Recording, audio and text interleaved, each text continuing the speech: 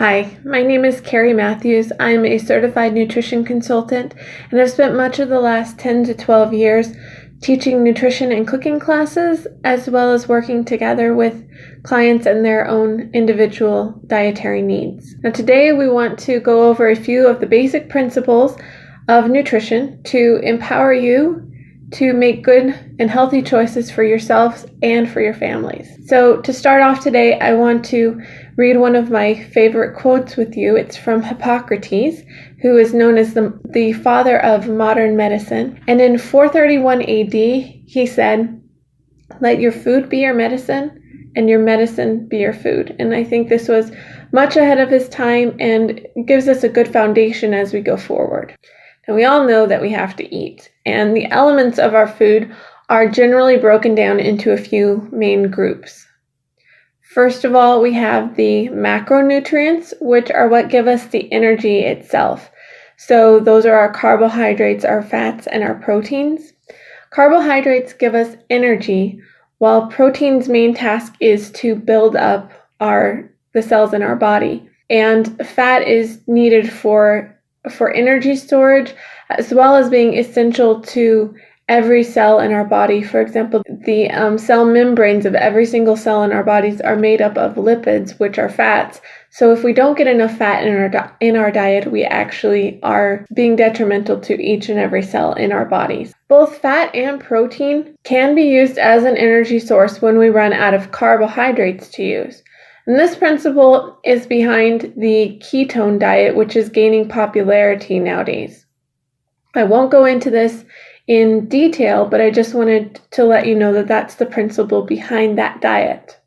Now, maybe you've heard of the phrase a balanced diet. There are various schools of thought out there about what the best ratios are. For example, there is an 80-10-10 diet, which is 80% carbs, 10% fat, 10% protein. But today, I just want to focus in on one of the most commonly accepted ratios, and you're welcome to research more about other diets and other ratios out there. So it's generally recommended that we get about 50 to 60% of our calories from carbohydrates and about 10 to 20% of calories from protein and about 20 to 30% of calories from fat. Now, we just have to remember here that these numbers don't equate to the amount we eat or the weight we eat, but to the calories that we eat.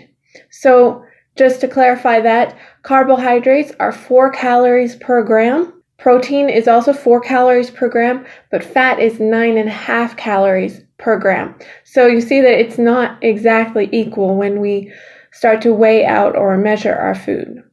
Now, in addition to the macronutrients, there are also micronutrients. Those are our vitamins and our minerals.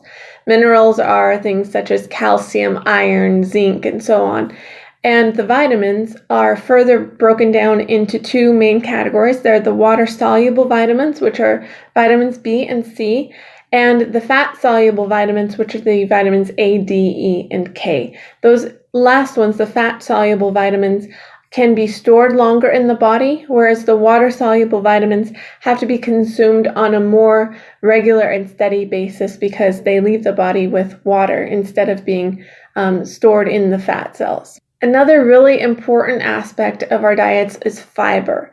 Now, fiber keeps our digestive system moving by creating bulk and fullness, so we feel more satisfied when we eat, and we also have a bulk to keep our digestive system cleaned out. Fiber can also absorb some toxins, and it also provides a home for the gut flora or the microbiome or the good bacteria, essentially, that live in our digestive tracts. So that's another really important aspect to what we eat. Now, another very important aspect of our diets are the phytonutrients.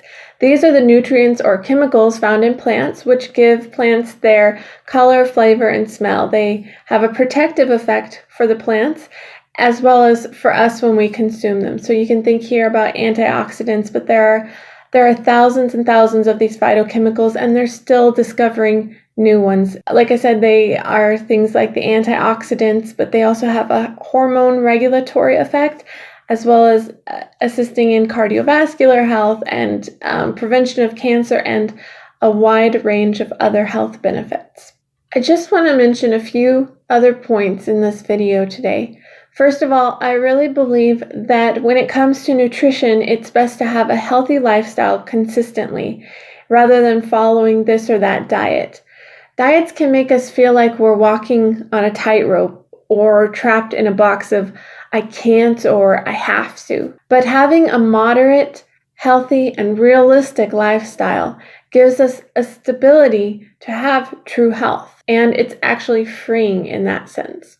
It's also really important to remember that our food choices have density, both density of energy and nutrient density. You may have heard of the phrase empty calories, which are basically high energy, low nutrient foods. But the better bet is to eat nutritionally dense and low energy foods. This is especially true if you're trying to lose weight or if your body is trying to heal from an illness. Now, I personally advocate a whole foods, plant-based lifestyle in my own practice, and will go into depth about that in other videos. But I do want to mention that when we look at all the points that we've talked about so far, it makes a strong case for a diet rich in plant foods. Plants are naturally nutrient dense, as well as being rich in fiber and water. This, in combination with the ethical and environmental reasons, is why I live a plant-based lifestyle myself and why I recommend it to my clients. So be sure to check back for related videos on more in-depth topics. I'm really excited to share with you tips and tricks which will help improve your well-being and help you to live a happier and healthier life. I hope this brief introduction was helpful and informative, and if you have any nutrition questions or topic ideas, please let us know. Thanks.